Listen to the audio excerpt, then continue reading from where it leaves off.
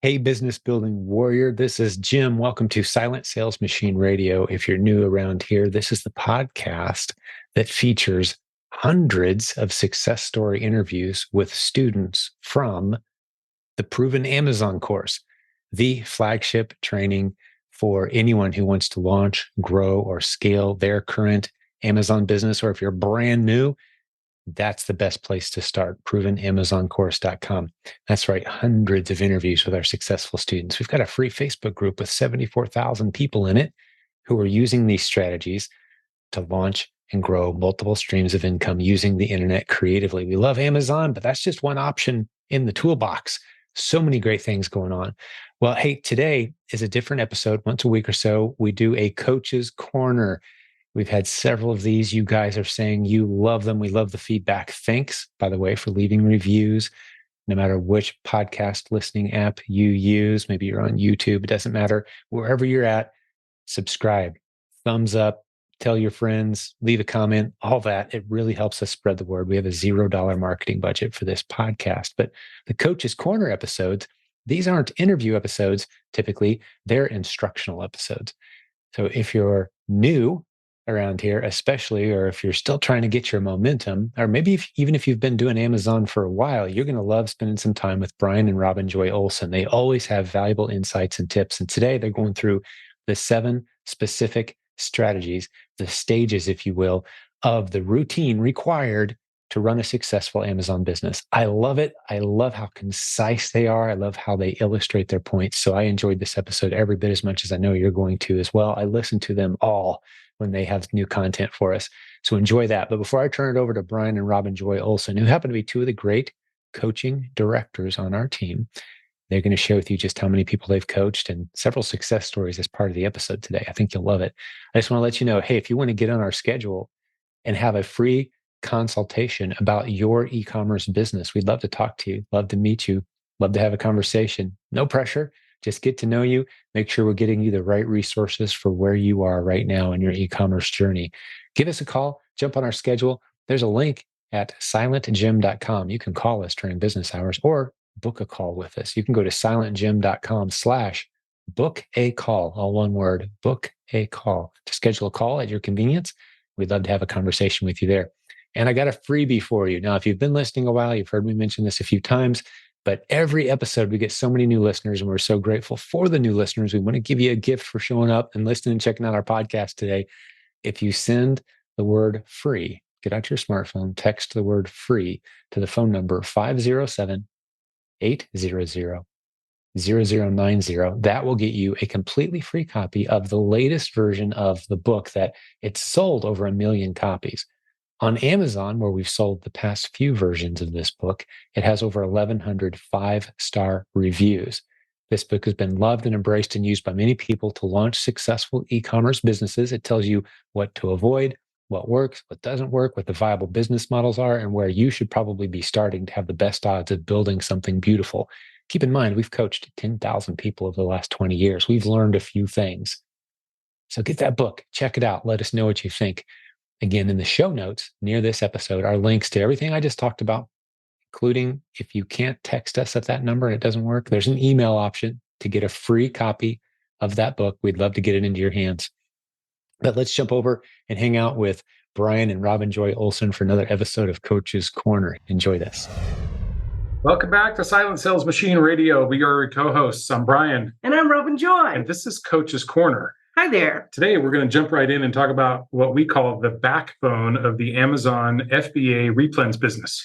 Yes, it's kind of the backbone of a beginner FBA business, and it has 7 steps to it, or 7 little pieces. 7 activities. 7 activities. We're trying to We're working on this. catchy. We're working on it. We're like, I want you to be able to remember it. 7 habits of highly effective FBA sellers comes to mind, but then That's not really. That's kind of taken from somebody else. Yeah, but every time we talk about this, and we talk about this a lot, we do, as I've been saying, 25 to 30 hours of coaching sessions almost every week. Right. So we see a lot of businesses. We work with a lot of people. These are the things that we basically coach and teach everyone how to do if they're and fine tune and make more efficient and all that kind of stuff. So we're just going to cover some of that today. Yes, we are. And you told me when you came in today, you told me that you talked to Jim Cochran today, and you told him what about what you've seen grow businesses? Yeah, doing 25 to 30 hours of coaching every week for the last, for me, 2.5 years, for a year, not so long for me, a year and a half ish. Yes. Right. Is that we don't see what we're talking about, hundreds and hundreds of coaching clients. Yes. What builds an FBA business the fastest and the most sustainably and the most profitably is sending in 5 test-worthy ASINs every week. Every week. Consistently. Yeah. Yes. Every single week. It's amazing how that just works. It's not too much to find that many ASINs, but it's enough that if some of them don't work out, you've got other ones that make up the difference, and you're protecting your capital. That first 6 months is very, very important. You don't make much money during the first 6 months necessarily, but you don't make much money in the first 6 weeks because there's a lot that's going on, and we're going to cover some of that today. Right. That is not necessarily coming back to you just yet. Yeah. So let's talk about some of that. Okay, let's do. So we got 7 pieces of this. The number one activity is sourcing. Sourcing. Got to source. That's you the number one thing. Find something. So what do we mean by sourcing? Well, we're going to come back. Let's get through all this first, right? Sourcing. Then once you've got something that sourced, you have to shop for it. Right. You got to go buy it. Shopping. Right. Either online or in the store. And then when you get it, you have to prep it. Get it ready to send to Amazon. And then what do you got to do? And then you got to ship it. Ship it to Amazon. Okay. And then when it gets there, you're going to do some repricing on it. You're going to adjust the price. We'll talk a little bit more about that, if not in this sit down, in future ones for sure. Sure. And then for those that meet the requirements we want, we'll replenish those items. Exactly. And then our final thing is the administrative work that is required. That's not necessarily repricing, but it's doing things like addressing customer feedback or opening cases with Amazon for lost inventory. I mean, there's a lot of behind the scenes work that you have to do throughout this whole process. But now let's go back in and dig in. Let's take it like kind of week by week. Okay. So the first week, what are we going to do the first week? First week is we're sourcing. Sourcing. That's all we can do. That's all we can do. We don't have anything else to do just yet, right? We can't buy anything, right? So that's all we can do the first week. And so find a few ASINs. Right. And remember, if you said, I'm willing to dedicate 15 hours a week to this business, then as long as the sourcing is the only thing that you're doing, then spend 15 hours sourcing. Right? Don't spend, 7 hours sourcing and 8 hours doing Facebook. Yeah. Right. Source. Stay focused. If you have 15 hours for sourcing, do 15 hours of sourcing. That's going to jumpstart your business. That will jumpstart your business. In that first couple of weeks, if you can put those hours into that activity, that will make a lot of difference. But let's talk about what we mean by that. Sourcing is the combination of an ASIN that's test-worthy based on a source or a supplier where you can buy that ASIN. You got to match up a supplier and an ASIN that you're approved to sell. Okay? When you put those two together and you do what we usually have our clients do, a 3-step check on them, and you put those two together, they pass the 3-step check, you determine that they are test-worthy in whatever way you do, then that's one. We want you to do 5 of those a week is what we were talking about, consistently 5 a week. Okay. So the first week, you're going to find your 5 ASINs and sources matching up. You're going to probably look at hundreds of ASINs to find those. I mean, let's just be real. We're not going to sugarcoat it for you. It is a lot of work, especially in the beginning. It's going to be difficult the first time you do it, but it will get easier. I promise. And if you're consistent doing this, it'll naturally get easier faster. Okay. So that first week, sourcing. That's all we're doing. Yep. Okay. So what do we do the second week? The second week, well, we have to source too. Okay. But now we also go shopping for the test-worthy ASINs that we identified in the previous week. Right. So we source and we're shopping. And now we're dividing our time between 2 things. And if we're doing OA, we're making that order. And then it's actually another week before those items come to us. Right. So the first week is just sourcing. The second week is sourcing and shopping from the. Notice how we're building. We're not replacing one activity with another. Right. We're building another activity on there. So do that first one and get pretty good at it because you're going to need to get faster so you can add another activity, right? Okay. Right. Well, the amount of time that you need to spend sourcing will go down because you get better at it. Yes. And then that's good because you have other activities that you need to do, Exactly. starting with shopping. Okay. Right. So then in week 3, we are still sourcing. And we're shopping. And now, if we did OA, we're prepping the items that came in, right? Or if we went to get them from the store this week. If we would get them from the store, we may have been prepping the week before. Right.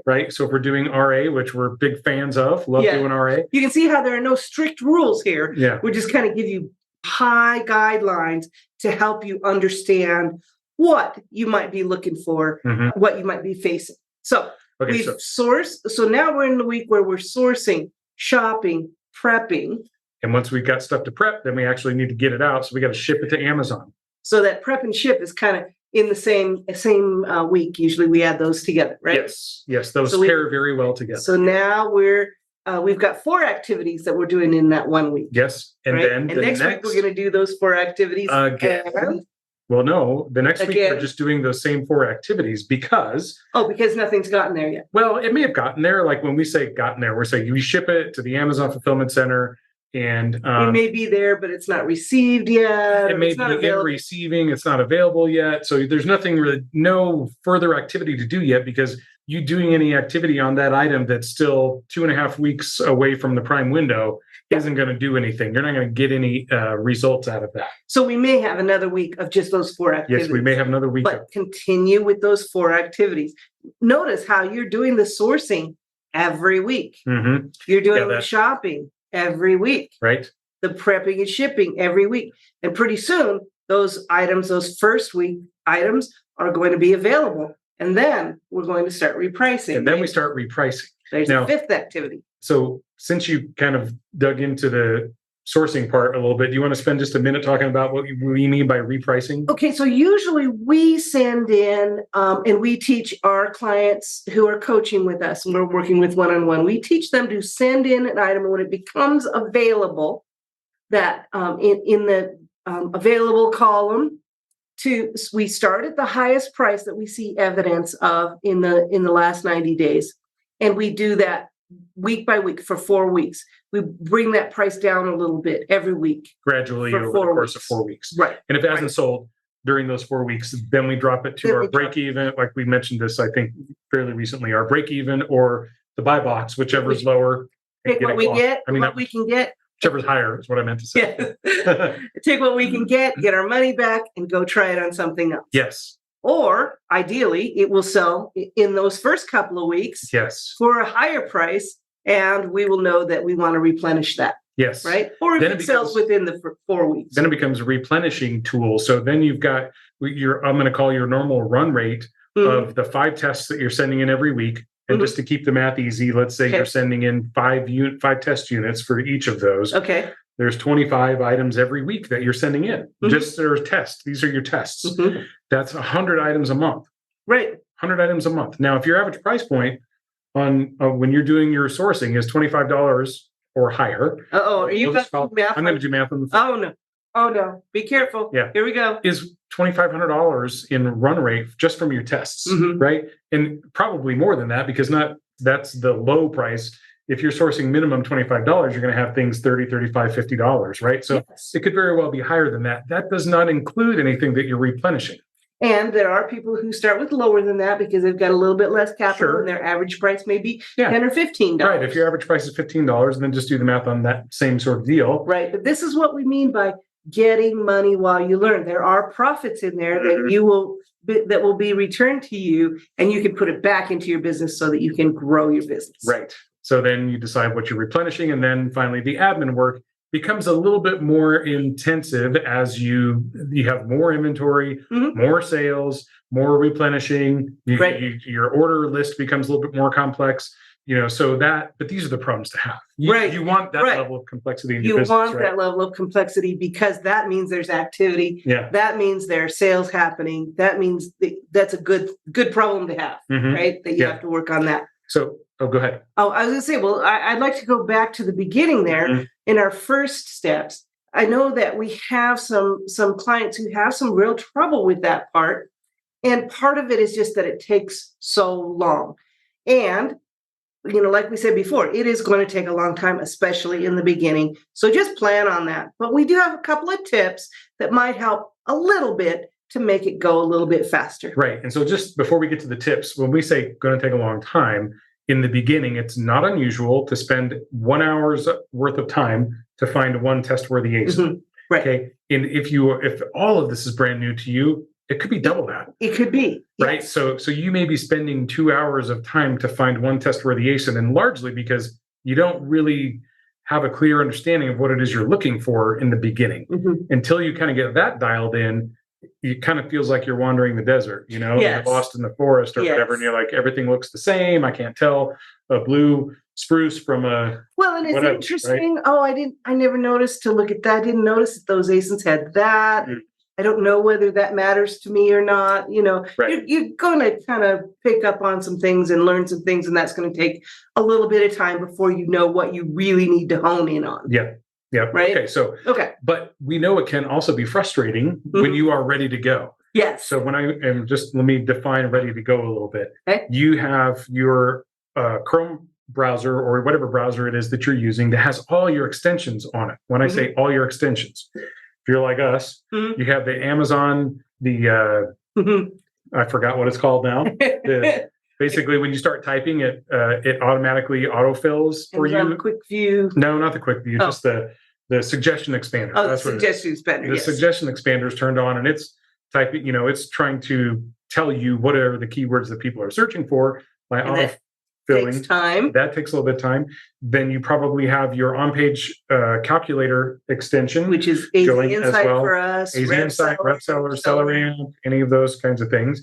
Then you got your Keepa extension or plugin. Actually, it's plugin because it's down on the page, right? So, and then you probably have your cashback apps loaded. You have your Beef Frugal, Rakuten, all that. Then you might have Capital One Shopping and Honey and trust me, we see these all the time. We do. People share your screen with us and then show us how you're doing this. And then there's 1,000 pop-ups that come up on a page.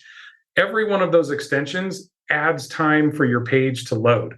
It doesn't seem like that long when you're doing them one at a time, but if you consider there's another 15 seconds every time you pull up an ASIN, that can add a lot when you have 100 ASINs to look at. If you're looking at 1,500 seconds, yes, right? I'm not going to do the math on that, but any farther than that, right? Right. There's some minutes in there for sure, right? Right. So how do we handle that? Because we need all those things, don't we? So without getting into the P's and Q's of the technical, I would say this. There are a number of great extensions out there that can help you with your Chrome extensions. In other words, create batches of extensions to load at whenever you want them to. So what we suggest is create a profile, so to speak, or disable all the extensions that you're not using while you're sourcing.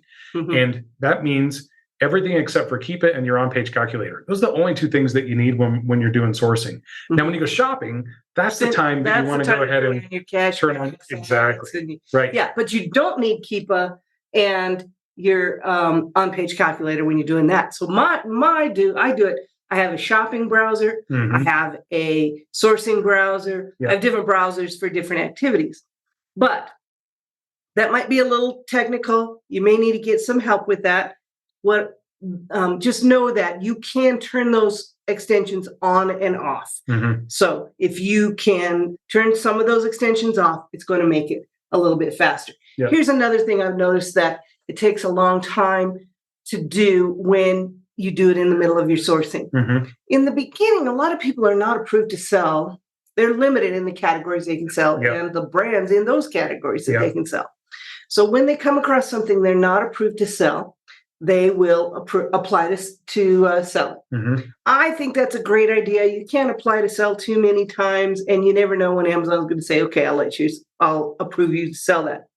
But if you're going through a list of ASINs and you're trying to get from 1 to 500, I suggest that if you come across one that you have to apply for, you just highlight it and go back to it later. Get 80% of your ASINs, go through those and see if you can find one. If you still need some, go back to those that you need to apply for, because that application itself has to load. It takes time. You have to answer questions sometimes. Answer questions, watch a video. Right. So go back to those and do those in a separate chunk of time. Get through as many as you can and that can help. I have people play game, right? How many can you find in this hour that don't work? What's the highest number you can find that don't work? Because if you find enough that don't work, you're going to accidentally find some that do work, right? Was a previous mentor of ours used to say, even a blind dog with a note in his mouth can find one. Right. Yeah, exactly. Even a blind squirrel can find a nut, right? An acorn, whatever. Yeah.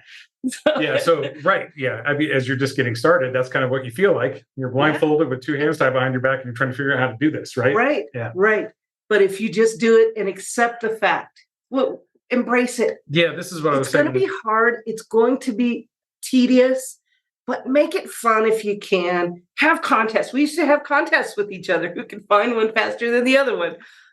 Well, yeah, that was great. But and we still do that when we're in the store. Like we do sometimes. There's going to be one right there, right? Pick it up, look it up. Yep. There's one. There's a test worthy ASIN. Okay. What I was going to say though is I'm working with coaching clients who I hear this a lot. Like, gosh, I don't have the time to do sourcing. Like if I have to spend 10 hours a week sourcing, I don't want to do this. And that's okay. Like if you decide that in the beginning, you don't want to spend 10 hours a week sourcing, then don't do it. Just don't do the business. Right. But if you can learn is what it takes to embrace it, even fall in love with the sourcing process, you're going to have an amazing business, because in the beginning, that's the thing that you need to be in love with. That's the thing where you need to spend all your time. You need to baby it and coddle it and do all those kinds of things to start building your book of business. Yes. Eventually, all these 7 steps will and can be outsourced, can and will be outsourced, right?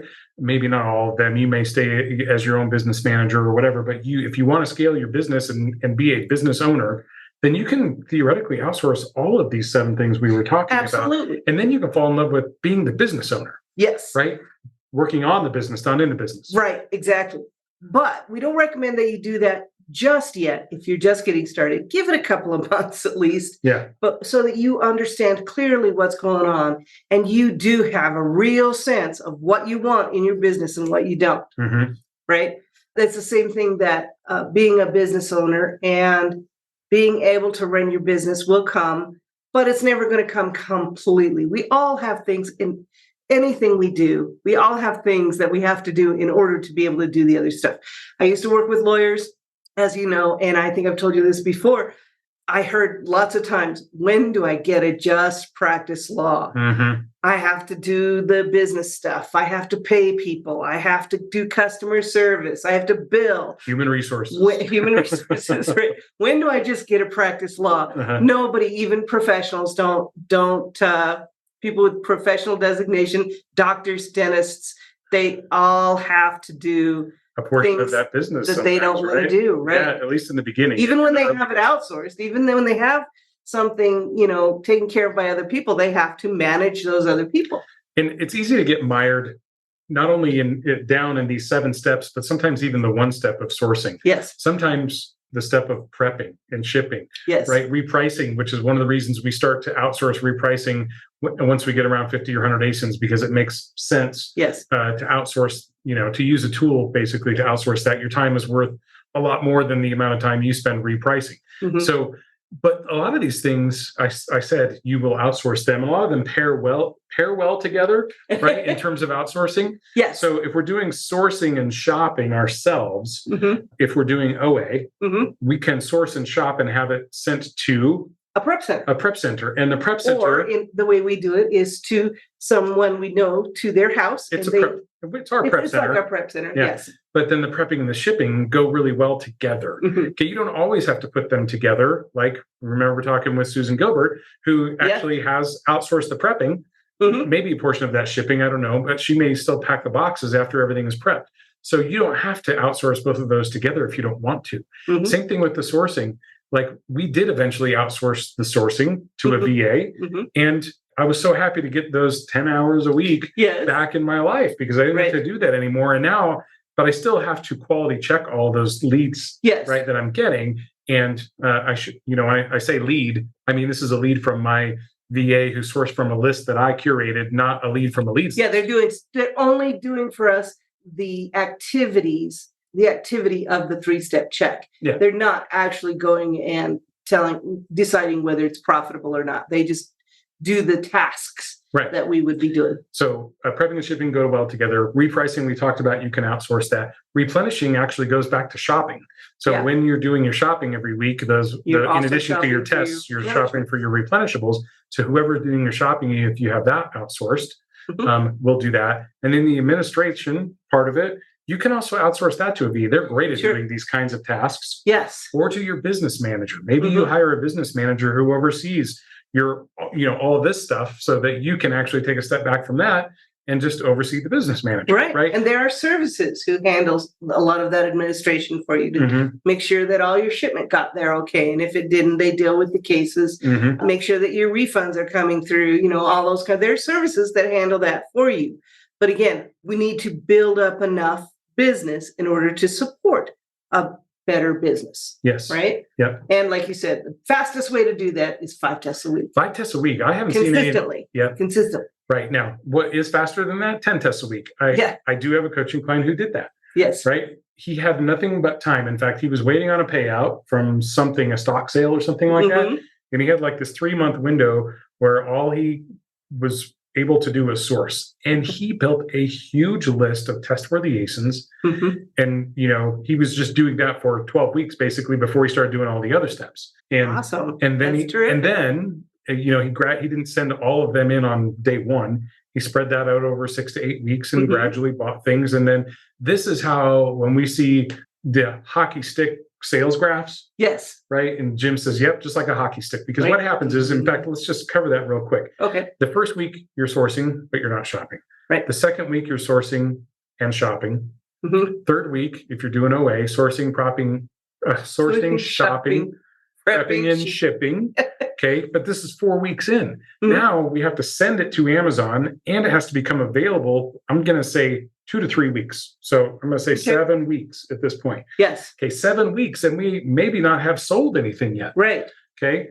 But we have sourced every single week. We have shopped every single week. Yep. Except the first one. Get it. And we have shipped every single week. Right. As long as we keep doing that, that's how the hockey stick happens. Then all of a sudden, when you start seeing sales, you're going to keep seeing sales if you have that pipeline full. Yep. Yes. Yeah. And so what happens is you're cruising along, and all of a sudden your inventory catches fire. And as long as you haven't stopped sending an inventory, it still is building as long as you're in growth mode. And then if you get better at that and you have a little more capital, you start bringing that capital growth profit back. Yep. You can grow your business. You maybe can send 7 or 8 the next week. You can start sending more and more tests each week along with your replenishments.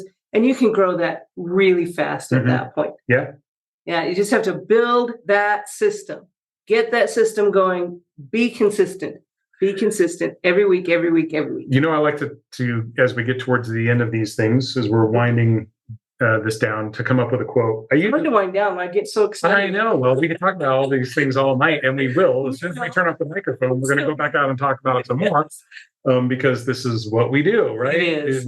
We're passionate about this, and we are passionate about sharing, committed to sharing what we've learned and what has been taught to us with you. So it's a similar quote to one I had a few weeks ago, but this one is, stop looking for hacks. Just accept that everything worth doing is difficult. And I'm going to add and that quote is from Ed Lattimore. I don't know Ed. I saw this post on LinkedIn today and it just struck a chord with me. And I was like, yeah, I mean, this is sourcing in a nutshell, right? There's no shortcut. Everything's an There is no shortcut, right? There's no shortcut. That's right. You have to do the activities. So let me just put a little, exclamation, asterisk at the end of that and say, just accept that everything worth doing is difficult in the beginning, right? In the beginning. After a while, it's not difficult because you get good at it. Right. Just like anything else that we do. And if you really boil sourcing down to its most fundamental level, and we like to talk ones and zeros here, right? X's and O's. I don't know. That's a sports analogy. Ones and zeros, the fundamentals. Or kisses and hugs. Oh, kisses and hugs, yes. Is that you mentioned it, you touched on it earlier. Sourcing is all about matching up a source product with an ASIN on Amazon. And this can be like a source ASIN from any store that you can think of that has one or more matching ASINs on Amazon. I'm doing this finger trick, right? So on the one hand, I have a source. This is a tube of toothpaste from Walmart. but there may be 4, 5, 6, 10, 12 listings that have that same tube of toothpaste in it. Jim talks about the marshmallows. The marshmallow. Jim talks about the marshmallows. That's right. This is a one-to-many challenge. And so when you find a source of a product at whatever site, then you go to Walmart to try and line up as many matching ASINs as you can. Okay. All we need is one. You go to Amazon to find ASINs. That's what I meant to say. Okay. Or it can go the other way too. Right. Where we have ASINs, we're trying to line up a source for, and that could be one-to-one or a one-to-many as well. Yeah, I might be able to get that tube of toothpaste at Walmart or Target or Kroger or wherever. So this is the joy then of a tool like Joseph Kelsey's bot scraping tool, where you basically make a price list from whatever website that you want. And now the exercise is finding matching ASINs, and there are also some tools that can help you do that. Right. I wouldn't call it a hack, but it is a way to help you line up. It's a system. It's a system. And it's kind of the other way. If you want to do ASINs first, the advanced sourcing using Keeper. Yes, exactly. Gives you ASINs, and then you find sources to match the ASINs. Yeah. Doesn't matter which one you do first. You'll find many of each, but you want to pick a source and an ASIN that are test worthy. And so what happens if you send in what you think is a test worthy ASIN and it doesn't work out? Oh, you still get a lot of benefit from. Well, I know you get a lot. Yes. So if it doesn't work out and you decide not to replenish it because it didn't give you quite enough profit, you can have to go down on your price. You don't want to leave it in there. You want to get it out of there. Go down on your price and sell it. Take what profit you can get. You still do get some profit in most cases. No guarantees. Take what profit you do get. Amazon has no idea whether you made any money on that. Amazon sees consistent sales and activity. That's what they want to see. That's what it's going to take to remove those restrictions one at a time as you have more sales and activity. But the cycle, the understanding, the experience that you get, the more times you do this over and over and over, you're building on that experience. Every single time you send in an ASIN, you're building on that experience. And every time you go through that loop, that feedback cycle, the feedback loop, you get better and better. We say at the beginning, you're not that good at sourcing, but the more you do it, the better you get at it. The more you do the whole cycle of stuff, the better you get at that too. Right. So when you have to go down on your price and sell, liquid, I don't want to say liquidate, but get your money back, take a little less profit than you would desire, but you still made a profit. What do you do with that? More ASINs. Go find some more ASINs, right? Go do it again. That will solve that problem. Yep. All right. Thanks for having. Thank you. Talk to you soon. Talk to you soon. So thanks for listening to Silent Sales Machine Radio. Before I let you go, however, I've got a special guest we bring on once a week or so around here. I'm talking about Mr. Jeff Schick, our good friend who understands Amazon policy, all the legal matters. He's actually an attorney who can help address any of those confusing legal issues that you seem to run into as a seller at any level online. And his website is jeffschick.com. You can put him on retainer, surprisingly inexpensive. He's worth a lot more than what he charges. And he's helping so many students in our community navigate the Amazon landscape. So what do you got for us today, Jeff? What do you want to dive into? All right. So what I want to talk today is I want to talk about the basically bad sourcing, and I would just call them scams, that are trying to separate sellers from their hard-earned cash. So we've seen a lot of this lately. In fact, in the past, literally this just past week, I talked to 2 different sellers, both of which we saved thousands of dollars. So one of them said, he's been on retainer for a year with me and listening to Jim, and he has never sold a single item on e-commerce, but he was about to start up in a done-for-you Amazon business. And he decided to call me first to review the contract before he signed it, because he was already going to jump into it. And so I was like, first I thought it was just a standard contract based on the way he was describing it. And I said, well, by the way, who is this? What is this? And he tells me the name. I'm like, I've never heard of that person. And then I go and he goes, well, what about the company? And I look at the company. I'm like, and the first thing I see is the company's name is something automation. And I'm like, oh, there we go. Here's another scam. He goes, what? He's like, you just got really quiet. I'm like, yeah, because I'm just trying to figure out what kind of scam this is before I break the news to you that it's a scam. News. So we go through the website, we talk more about it. Turns out that, if it sounds too good to be true in an Amazon world, it definitely is. So what did this particular scam look like? Well, it was a guy that claimed that he could buy products and that he called himself the Costco of Amazon sellers. Yeah. And so run. Yeah. he says, and he says you buy products, you open a, first off, he says we help you get financing. Well, his version of financing is an affiliate link to American Express.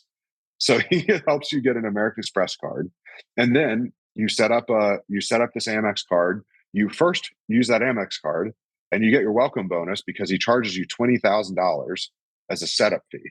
And then he charges your card for products that he's selling to you at cost plus. And that he's claiming to be buying from, because he has such huge volumes, he's buying them in bulk from distributors and then reselling them to you and then sending them into your account.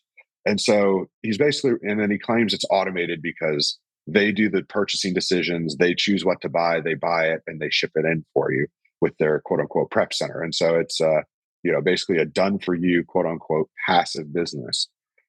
Definitely hints of a scam. I mean, at least it's not as bad as we've seen. It's not a drop shipping scam. So it could be worse, but I mean, still not. Well, in the way ideal. I've generally kept people away from these kind of, just dead ends is I say, ask the person presenting the opportunity this simple question. Where can I go online to hang out with all the people who've been doing this a while at a high level, succeeding, talking about the realities and the challenges of the model? Where does that community hang out?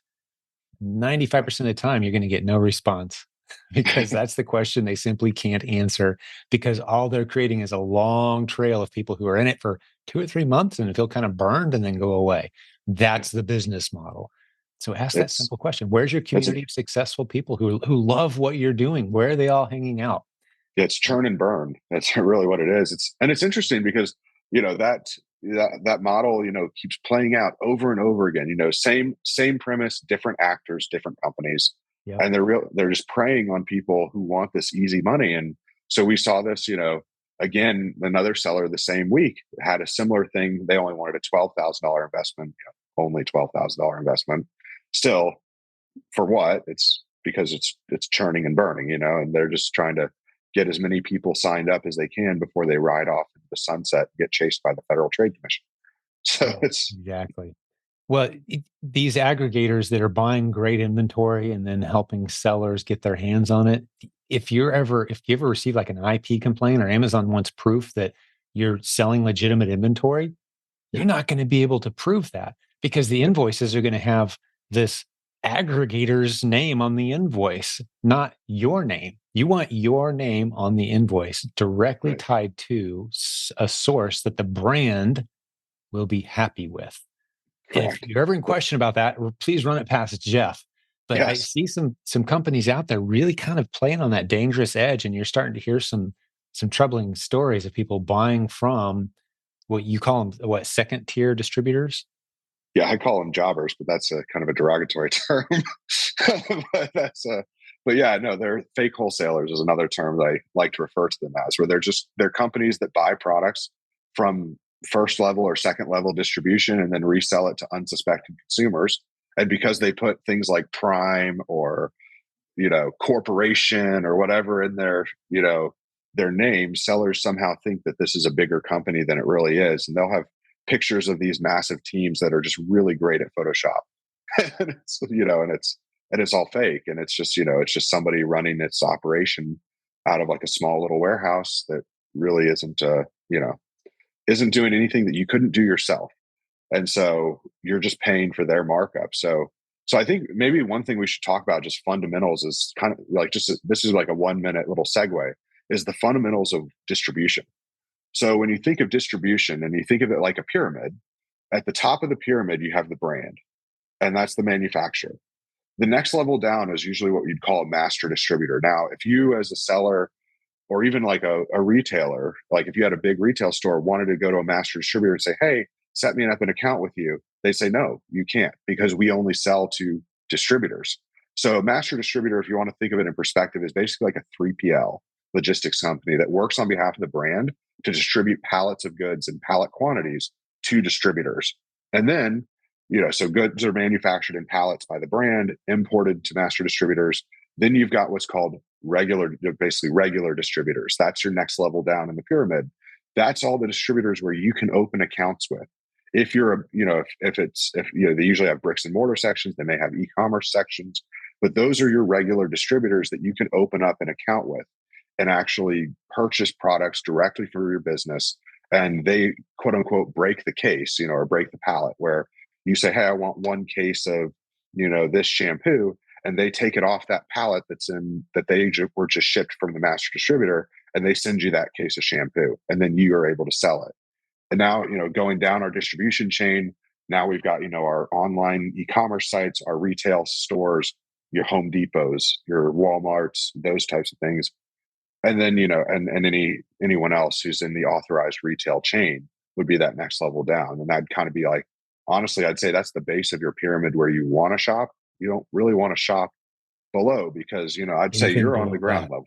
Yeah. Below that, now you're getting into basement level. If someone's buying Walmart shelf pulls on pallets, no, you're no longer safe. If someone sets up an operation to approach some of these distributors and accumulate a whole bunch of inventory under their own name and then sell it to Amazon sellers, no, you're no longer safe, because the invoice chain stops and there's no legitimate source between you and the brand. There's no legitimate chain remaining. Right. So you want to be buying from legitimate, where you basically want the brands to go, okay, yeah, that's legitimate product, and we can verify that it is because you went through a source that we authorized. Correct. So, like, for instance, let's talk about, let's make an example of this, like Tylenol, right? If I go to buy Tylenol from Walmart, I know it's legitimate because Walmart's purchased it probably from a distributor or a master distributor, because they're so large, and then directly from the brand who made it, Tylenol. And so when I pick up the phone and I call Tylenol customer care and I say, hey, I bought this at Walmart, is it real? They'll say, of course it is. We sell to Walmart, or we know Walmart's a buyer. Now, if I pick up the phone and let's say I want to buy Tylenol in bulk quantities, and I'm fortunate enough to have an account at Cardinal Health, I can go to Cardinal Health and I can buy cases of Tylenol. Cardinal Health is a distributor. They're that tier below master distributor. They're the real distributor tier that would distribute to, like, your little small grocery stores and small pharmacies and whatnot, and doctor's offices and so forth. So Cardinal Health is that real distributor tier. So if you were to call Tylenol and say, hey, I just bought a case of Tylenol from Cardinal Health, is it real? They'll say, yeah, they're one of our distributors. Of course it is. Now, let's say we go to one of these fake wholesalers. Let's give them a random name. Let's call them, Amazon Prime for less, Amazon Prime products for less. Everyone's going to have Prime in their name for some reason, or some sort of e-commerce, jingle to it, because it's, it's all branding. It's not real. They're not a real wholesale company, or they're not a real distributor, but they'll still say that they are. So let's say you buy this, you go and you open an account with this fake distributor and you say, hey, I buy a case of Tylenol. Well, now when I call Tylenol, I say, hey, I just bought it from Amazon Prime for less. Is this real? They're going to be like, we don't know who that is. Never heard of them. Never heard of them. They're not an authorized distributor of ours. So guess what happens when Amazon calls their contact at Tylenol and says, we're here to verify authenticity of a supply chain because a customer has reported this as fake, and we just want your input on whether it's real. That person at Tylenol is going to say, never heard of them. Right. They're going to look at the invoice. They're not going to see your name on it as a seller. They're going to see whoever it is you bought it from. And the brand has never heard of that company. So now you see the problem. So we've now, we've broken our supply chain. Not to mention, we've probably paid more markup because we know that this wholesale company, this fake distributor, bought it from a real distributor. If they bought the Tylenol for $1 a bottle, they're going to sell it to you for $1.50 a bottle. Mark it up. Yeah. You could have saved 50 cents a bottle and gone direct, go straight to the distributors. Right. So that's kind of a lesson in distribution, why you want to go to real distributors or stay at real retail stores, because then you know that your products are authentic, they're safe. So sellers are aware of some of the risks when you buy from wholesale companies that are not legitimate, or is that you run the risk of buying stolen goods. We've had several sellers who have inadvertently purchased stolen products and sold them on Amazon. And as a seller, you're responsible for your supply chain or lack thereof. So if it turns out that you sold stolen goods, you're just as culpable as the person who stole the goods because you resold the stolen goods. Similarly, you could inadvertently sell counterfeit products. We had a seller that we settled a case recently. They bought this brand, a really nice economy car, to settle the case because they had been buying stuff from eBay and they couldn't justify their supply chain for the units that they had sold. And so all the units were deemed counterfeit because the brand tested one of them and found it to be counterfeit. And the seller couldn't back up that any of the rest of their sales were not counterfeit. So again, it comes into play, so things to avoid, obviously no eBay, no thrift stores, no third-party sellers on any marketplace. Including Walmart. Third-party sellers on Walmart.com are not safe. You want to buy direct from Walmart on Walmart.com. That's safe. Correct. Same thing with Amazon. No third-party sellers on Amazon.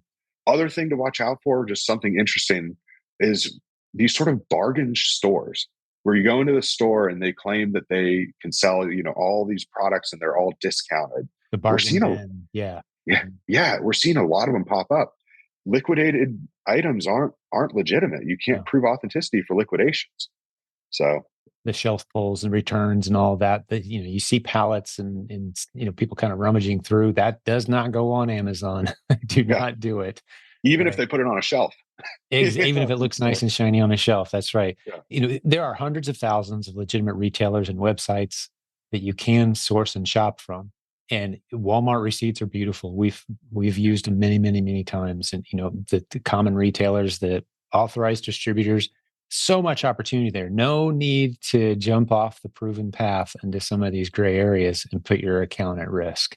Yeah, right. Great advice, man. I really appreciate that. Was there anything else that you wanted to share on this note? I think we've got people legitimately informed at this point. And I would say, get into the Facebook group, put Jeff Schick on retainer, bounce these off of him. Hey, I'm getting ready to place an order, buy from these guys. Are they legit? You'll help your clients research the sources they're considering buying from, correct? We do, yeah. So if you're thinking about signing up with a wholesale company, schedule a 20-minute call with me. We will dissect it together. And, I'll show you how we look. We look at Google Maps, we look at Google reviews. We look at, and the maps is kind of important because if they claim that they have this massive warehouse, then it better not show up as a Texaco gas station or UPS store. Exactly. We fact check what's being said on the website or on the sales materials to see if it lines up. And similarly, we look for all the red flags. So, while we can't guarantee that it's a perfect source and that, that it's going to be great, we can do a lot of the due diligence with you. So that way you feel more comfortable knowing that you're not going for a scam. Same thing goes with online arbitrage stores. We help sellers if they find a website looks great, they can schedule that 20-minute call with us and we can look at the site with them and help them figure out, is this safe or is it not safe? So that way they're not just, blindly purchasing from sites that might be selling them bad product. Brilliant. Well done, man. Appreciate the service to the community. We've got so many folks that have used your services and had great success. And anytime you're navigating business, there's going to be legal issues that you're going to run into. And it's just great to have someone on your team that can tell you what the best path forward is. And you've played that role for so many sellers in this community over the past couple of years. And I really appreciate you, man. Thanks for your time. Thank you. Today. Appreciate it. Thank you. We'll do it again real soon. Okay. Sounds good. Thanks, Jeff. Bye.